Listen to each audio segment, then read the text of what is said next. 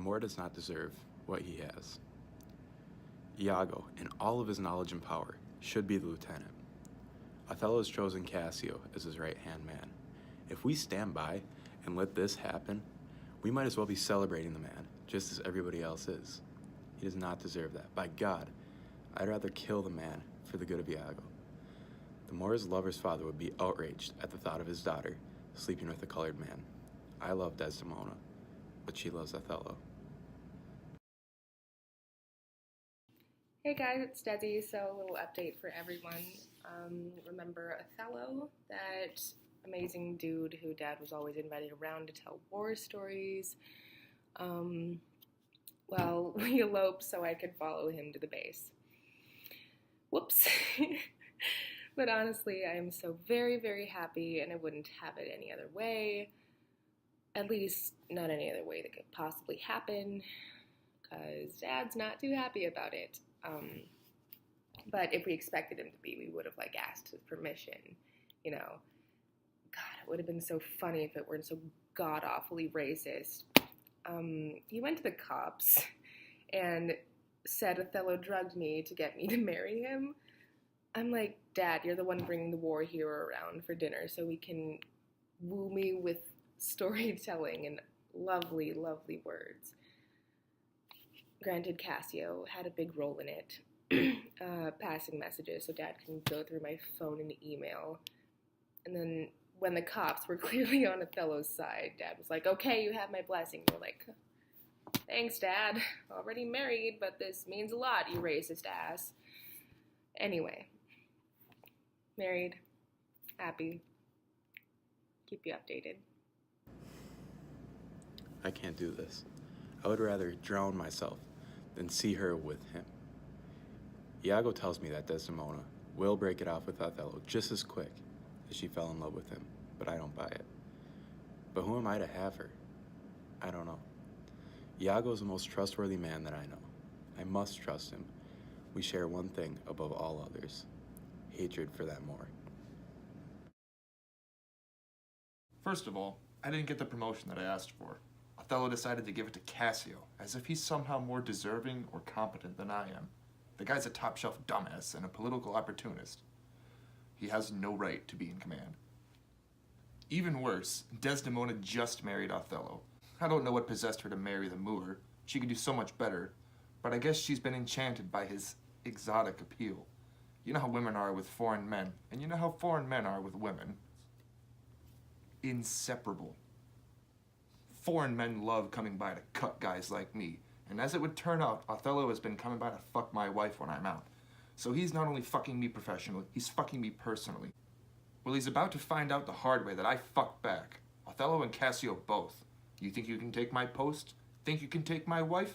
I'll take everything from you with your own hands.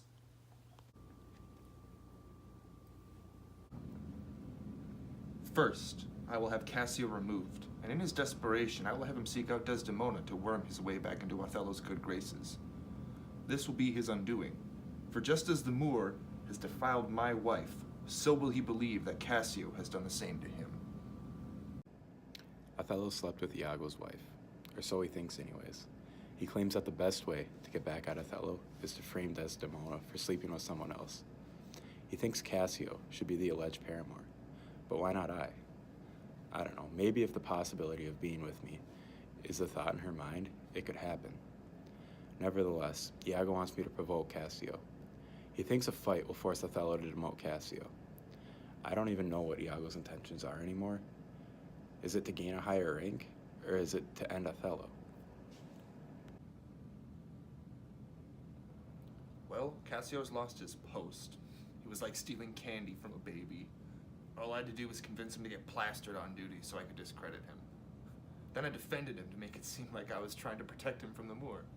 Cassio was eating out of the palm of my hand for counsel. On my advice, he spoke with Desdemona alone.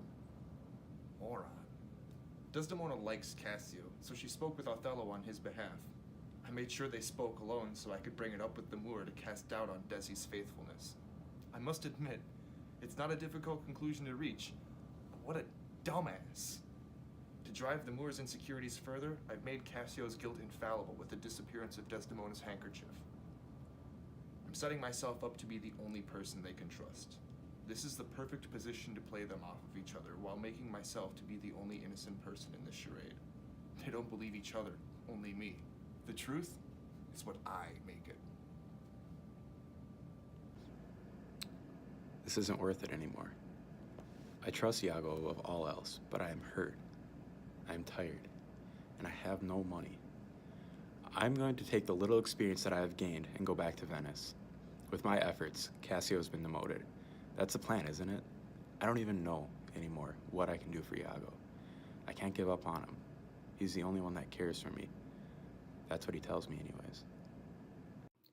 Hey guys, spotted trouble that surprisingly isn't from my racist dad. Othello's being super weird about Cassio. Cassio lost his head once, and my dear husband goes so far as to demote him, which is absolutely ridiculous.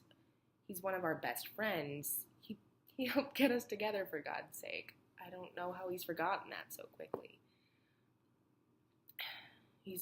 Cassio was over here lamenting while Othello was out. He's done so much for us. I have to convince Othello to let him back on as lieutenant. So I'm going to do my best with that. And if his other half can't convince him, he's clearly lost his head to some evil demon, and we have to get an exorcist. So, wish me luck. So that didn't go well. At all. We haven't fought that bad in our entire marriage, which has been too short at this point to be fighting like that. So I thought. He wouldn't stay on task at all. He kept bugging me about his grandmother's handkerchief he gave me that I didn't have on me at that exact moment. I was like, I have this different one on me right now. I agree you're looking kind of sweaty lately. Take it. But he kept going on and on about all these family superstitions surrounding this super valuable handkerchief that's been passed down in his family. It's like, babe, I didn't lose it. Can we please talk about you freaking out about Cassio? And he did not like that. Maybe something at work is bothering him, but I wish he would just talk to me. I'm wondering if the whole interracial marriage thing is getting to him. He's becoming what everyone is saying about him who doesn't know him at all. Today is the day that we kill Cassio. Iago has me ready. We've got it planned. I don't want to do this. What am I to gain? I don't know. But it's one man. What is the worst that can happen?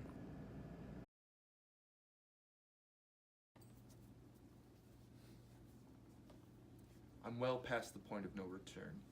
This is the most critical part of my plan. If I'm not careful, everything could unravel. Roderigo, a loose end, is dead. His death has brought me into Cassio's good graces. After the scuffle we endured, Cassio feels as though he owes me a debt of gratitude. Another grave error in judgment. One simple mistake or loose end can easily cost me my life, yet my revenge is so close to fruition. Cassio has lost his post, and before long, Othello will be gone too. I hate the Moor. Before long, revenge will be mine, and I will no longer endure the humiliation of working under a foreign savage.